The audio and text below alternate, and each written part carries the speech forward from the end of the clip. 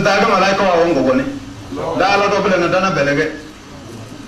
biga mirke wa te mo bele na bele bende ge bele badan dange ele tele da na so wa don goni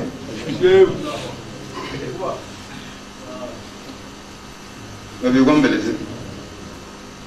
zawiya ba wonku kana kide mukaddami kana kide raisu kana kide sirki kana kide imam ba wa so c'est na avec un intérieur donc information c'est la circuler que beaucoup est très pénible avec un ba ya ne ba ya ke dizia do ba mshuwa na ede do mim elege ge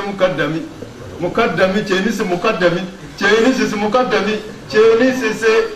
sereki hein cheni se hein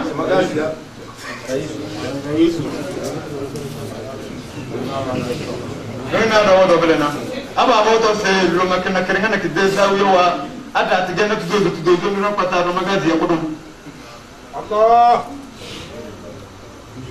e do kana robo na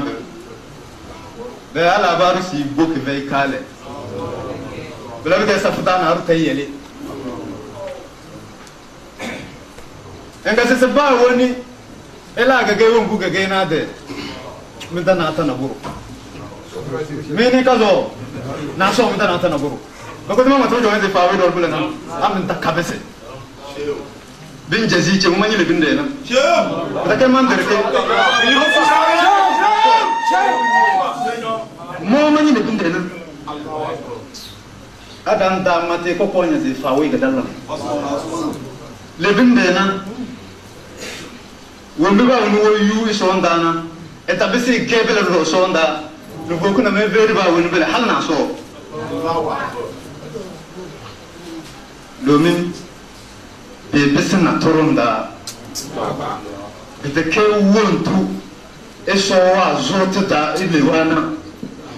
tata al arshi eso wa do si summa stawa allal arshi Brondo zaga biganya ni iso bebe nyeyu iza chausi sebe domin iso wo bole wasatu nkina ga bi jodali ta choli si de keso iza chasi ga sin delena si sebe joka zo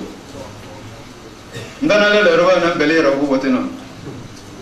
ale rotu subado wa bole rotu subado go bote ga mbelenya ada tu subado odonya sese golenya kuboti kedere kubana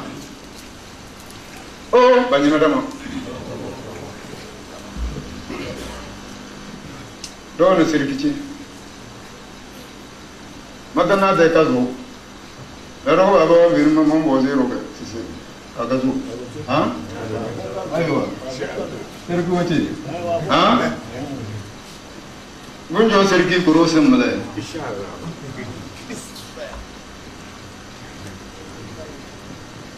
Vaya sergi se.